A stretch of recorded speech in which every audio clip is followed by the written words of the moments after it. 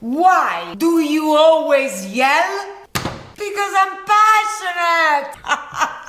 Social media police, come and turn down the volume! Why can I not yell? It is my prerogative! Yelling is good for you! Why not express the true passion you feel inside? Papo, via qua! Che hai detto? Did you feel I insulted you by calling you so loud? No, I didn't even hear. This is my point! How many times you, come closer, have you wanted to yell and you've kept it inside? It's not good for you! Have you ever been in the streets of Italy and thought that people were fighting when they're not fighting? Sei mangiata la pasta oggi? Ma la sono spazzolata. We look like we're fighting, but I'm not! I'm just making sure he had food!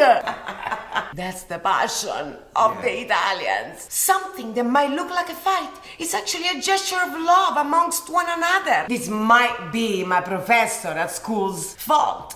Always telling me, speak loud, let your voice be heard. If you're walking down the streets in Rome and all of a sudden you hear a scream, don't be offended by it. They're trying to tell you they love you.